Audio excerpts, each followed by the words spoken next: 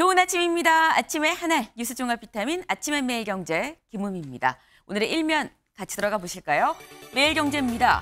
한전이사회 전기료 할인 방식의 제동입니다. 네, 정부에서 이 취약계층 전기료 동결하겠다라고 발표를 했었죠. 동결을 하게 되면 그 차익만큼 사실 부담이 돌아올 수밖에 없습니다. 관련해서 한전이사회를 지난 15일 열었는데 여기서 어떤 얘기가 나왔느냐? 밑줄을 좀 보겠습니다. 한전이사 일부가 이사회에서 한전이 전적으로 전기요금 할인 부담을 떠나선 안 된다는 의견을 제시했다.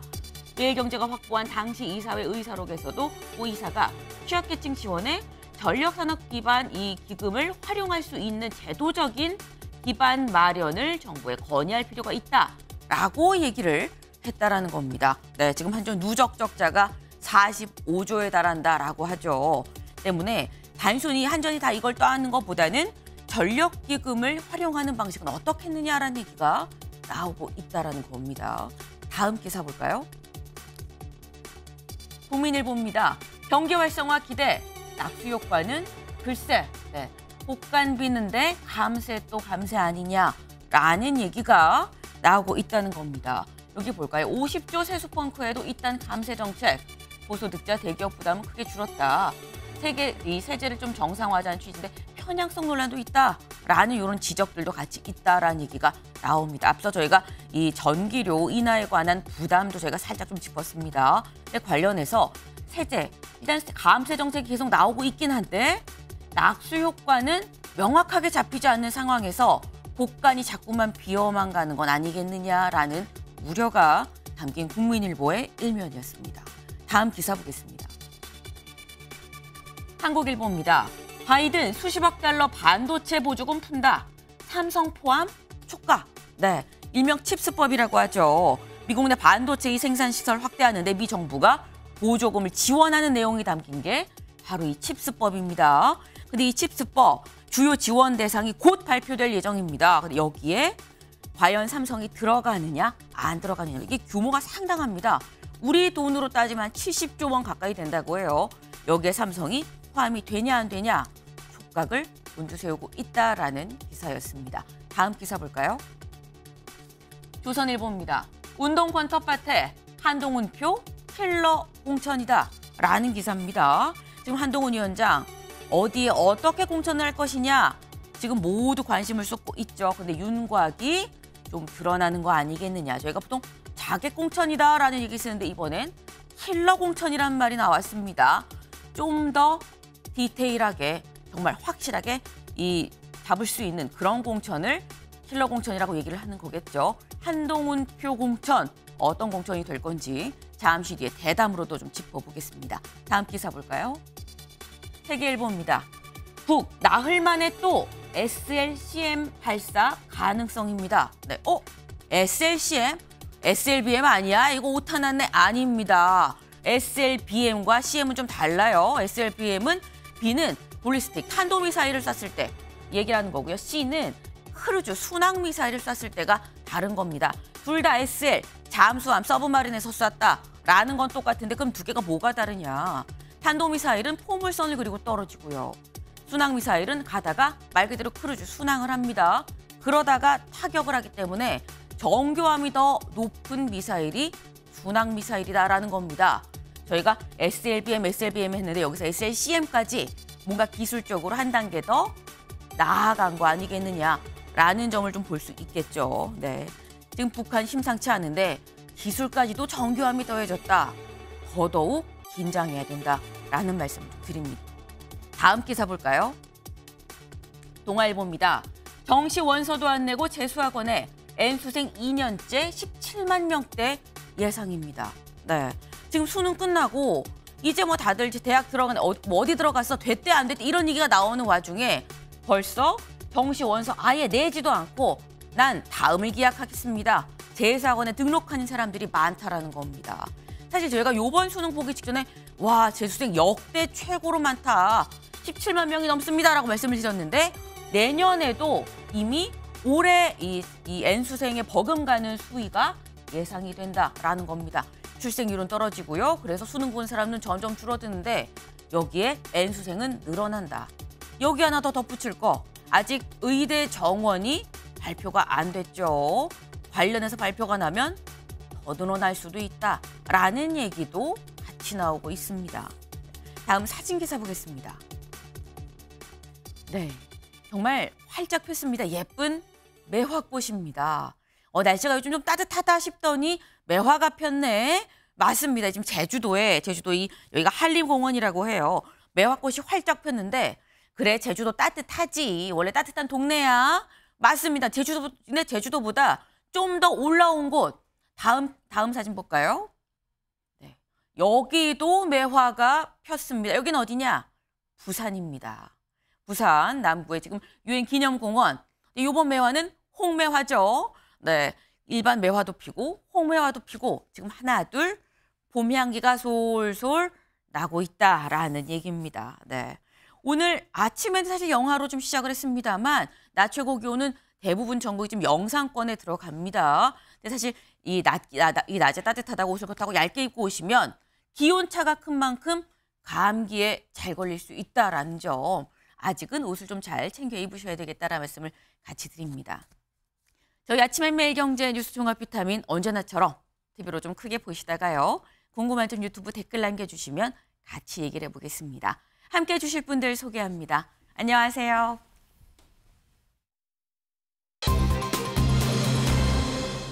네, 첫 번째 키워드 무임승차입니다. 기사 같이 볼까요? 이낙연 더하기 민주당 탈당파. 개혁미래당 이름으로 중텐트 쳤다입니다. 여기 좀 보겠습니다. 이낙연 전 대표 활짝 웃고 있죠. 그리고 박원석 전 의원입니다. 두 사람 네, 어제 우리 같이 함께 하기로 했습니다라고 발표를 했습니다. 그 모습 같이 먼저 보고 오실까요? 네, 계속해서 미소 지어주세요. 네, 좋습니다. 자, 그럼 외쳐보겠습니다. 하나, 둘, 셋! 화이팅! 송한준, 최성 당원을 오늘 경기도당 창당대회를 준비하였습니다. 우리는 이번 주말에 미래대연합과 한 몸이 돼서 새로운 출발을 하게 될 것입니다. 새롭게 출발하는 통합정당, 깨끗한 정치 하겠습니다. 유능한 정당 되겠습니다. 국민이 원하시는 것, 국가에 필요한 것 가장 먼저 생각하는 그런 정당 되겠습니다. 네, 사실 이준석 신당 그리고 양양자 신당 두 신당이 합당 발표를 하고 며칠 지나지 않아서 바로 어제 지금 이제 새로운 미래대연합이 우리 같이 창당할 겁니다. 라고 보신 것처럼 어제 발표를 했습니다. 근데 이렇게 되면 사실 신당이 굉장히 많죠. 어떻게 정리가 되는 거냐. 여기를 좀 보겠습니다. 야탈당파 통합 제3시대 주도권 쟁탈전이 시작이 됐다라는 기사에 여기를 좀 보겠습니다. 지금 신당 통합 흐름. 지금 신당들이 굉장히 많습니다. 이른바 이낙연 신당, 새로운 미래 있고요. 지금 이 원칙과 상식 이 세 명이 함께한 미래대연합이 있습니다. 그리고 새로운 선택이 있고요. 그리고 여기에 개혁신당, 이른바 이준석 신당이 있고 한국의 희망, 양양자 신당이 있었습니다.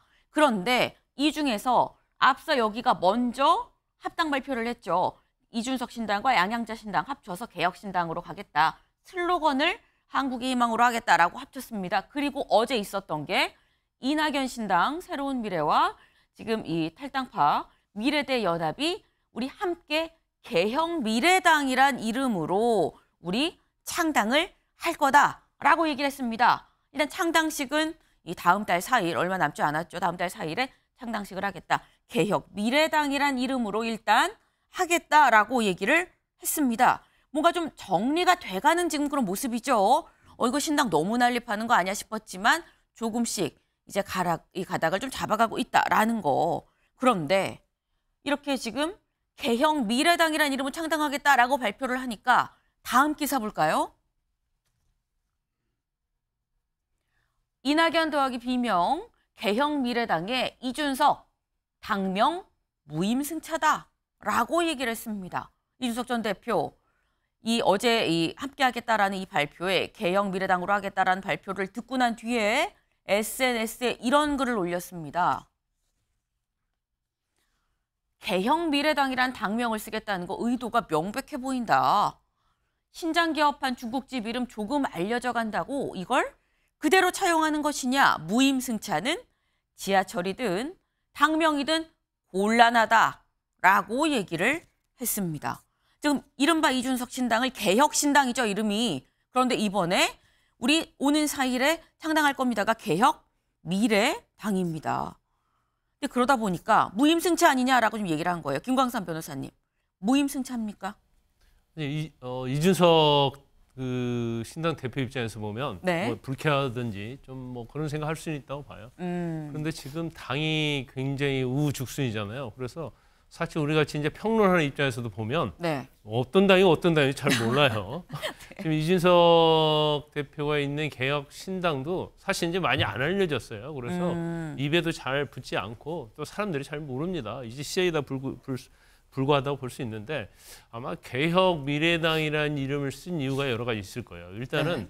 너무나 우리 대한민국 정치 역사를 보면 당이 너무나 우후죽순으로 나타났다 없어졌다 나타났다 없어졌다 하거든요. 그러니까 사실은 당명을 지키기가 굉장히 어렵다. 아, 이미 다 웬만한 건 썼다. 그렇죠. 아. 그래서 개혁자가 일단 들어가야 하고 네. 지금 기득권 정치를 타파하려고 하면 미래자가 들어가야 하는데 그런데 개혁 미래당으로 가지 않았나 싶고요. 첫 번째는. 네. 근데 두 번째는 지금 이준석 대표가 대표로 있는 개혁 신당하고 개혁 미래당은 어떻게 보면 개혁자는 같고 뒷글자만 틀리거든요. 네. 그래서 나중에 이제 빅텐트를 치게 되면 서로 당을 합칠 때 네. 뭔가 당명에 있었던 공통점을 좀 찾기 위해서 그것까지 이제 고려한 것이 아니냐 이제 그런 생각을 해볼 수가 있어요. 그런데 사실 뭐 지금 어떤 빅텐트 관련해서 뭐 저 개인적 생각은 텐트가 치기는 좀 어려워진 방향으로 가고 있다. 왜냐하면 지금 사사건건 이준석 대표가 지금 새로 창단된 개혁 미래당에서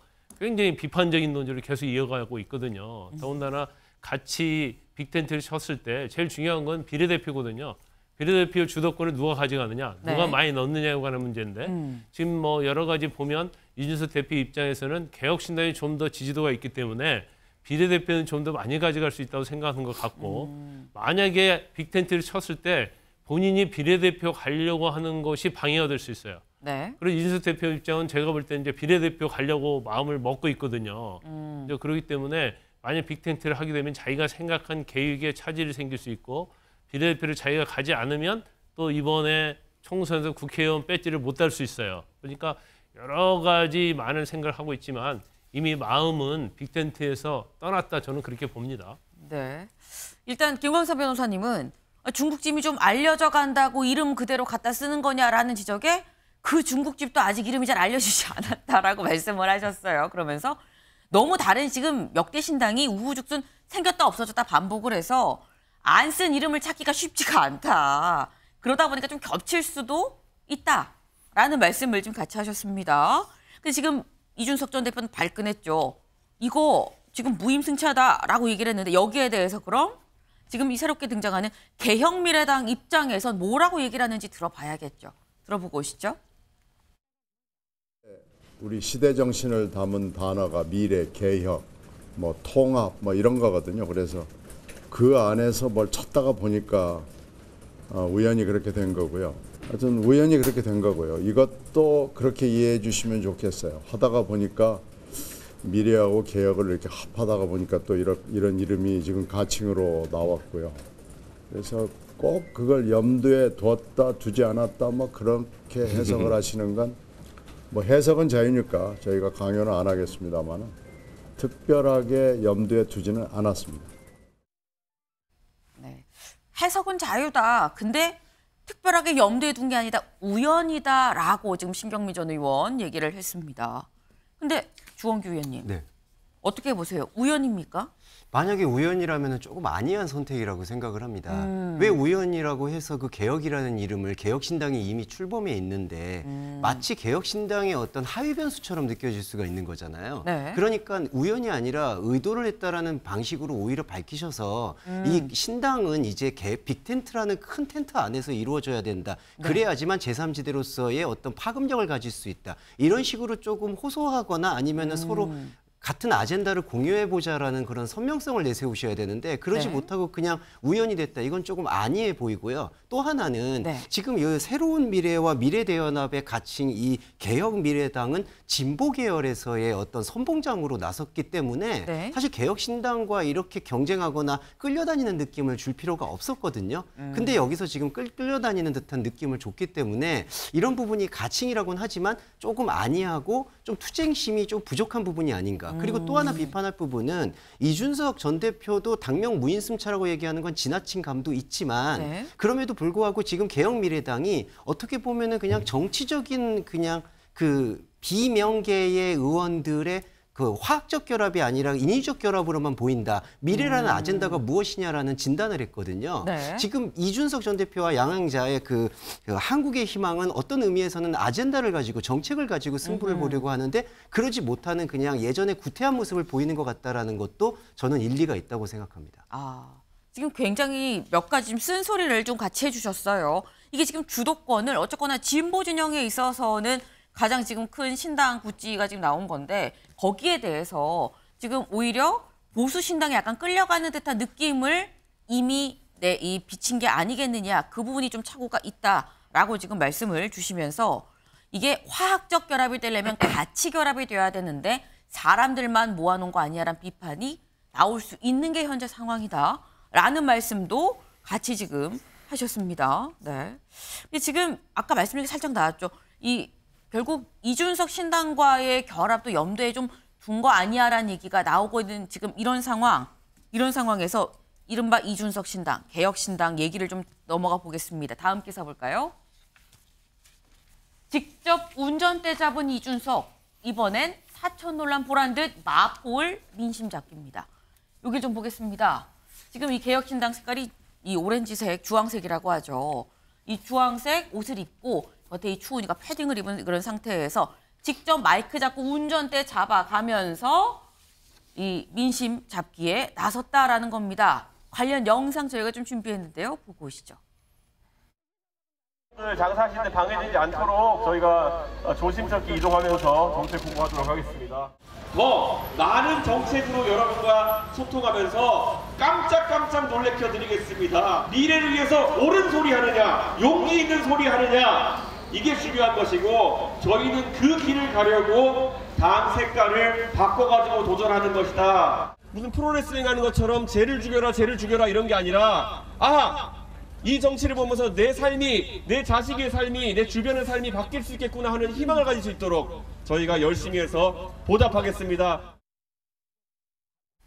네, 지금 영상 직접 보셨습니다. 이준석 전 대표가 마이크를 잡고 직접 얘기를 하고 있죠. 운전도 좀 직접 합니다. 지금 보시는 것처럼 저 작은 트럭이에요. 라보라는 좀 작은 트럭인데 저 트럭을 직접 운전을 하면서 지금 이 민심 속으로 지금 들어가고 있다라는 겁니다. 근데 간 지역을 좀 봐야 될 것 같아요.